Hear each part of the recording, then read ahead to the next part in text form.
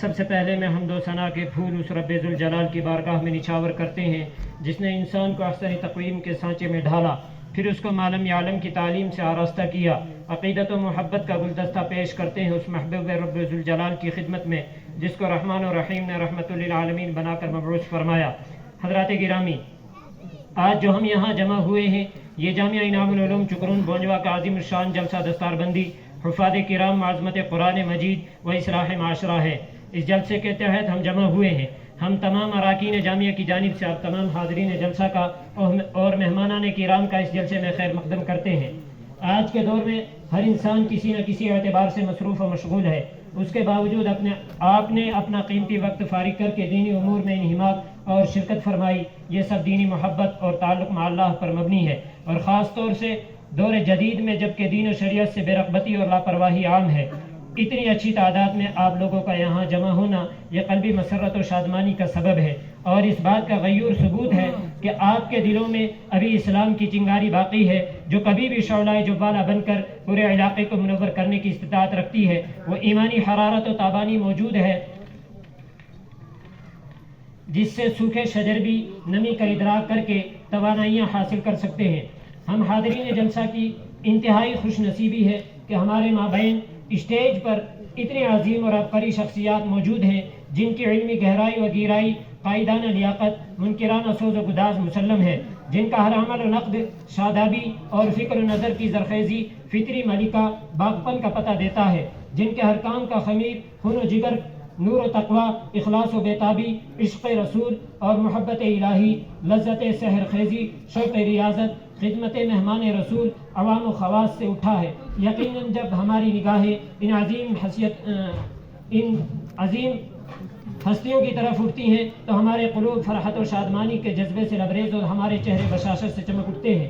ہم حاضرین جلسہ کی جبین نیاز پر تازگی و تابندگی کی لکیریں جگمگا رہی ہیں اور کسی چہرے پہ ٹمٹماہٹ کے آور سرور کا پتہ دیتی ہیں۔ ہم شریک جلسہ کی پیشانی پر وہی آثار چھلک رہے ہیں جو ویرانی میں اپنے قائد سے بٹکی فوج کے چہرے پر اس وقت نمایاں ہوتے ہیں جب اس کا قائد مل جاتا ہے۔ یہ سب اس لیے آپ نے ہماری آواز کو شرف قبولیت سے نوازتے ہوئے ہمارے اس اجلاس کے حسن کو دوبالا کر دیا ہے۔ آپ نے اپنی گوناگون مصروفیات کے باوجود اپنا قیمتی وقت دے کر ہمارے حوصلوں کو ایک نئی زندگی اور ہمارے عزائم کو تازگی بخشی ہے۔ بلا شبہ یہ ناقابل انکار حقیقت ہے۔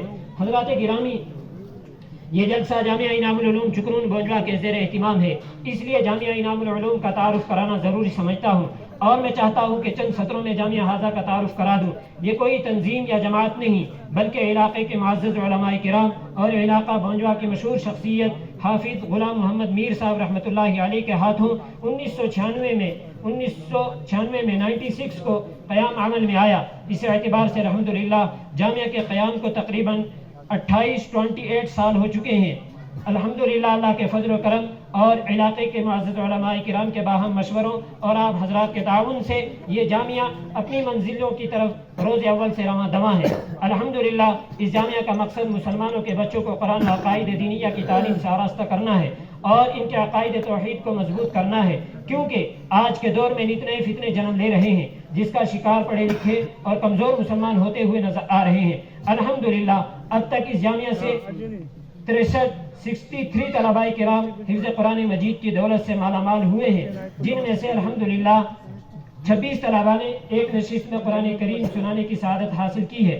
کچھ طلباء نے اپنے علمی سفر کو آگے جاری رکھا ہے اور کچھ طلباء فارغ ہو کر مختلف مقامات پر خدمت انجام دے رہے ہیں۔ آپ حضرات سے گزارش ہے اس ادارے کے حق میں دعا کریں، اللہ تعالیٰ اس ادارے کو اور اس کے خدمتگاروں کو قبولیت سے نوازے اور علم دین کا صحیح حق ادا کرنے کی توفیق عطا فرمائے، آمین۔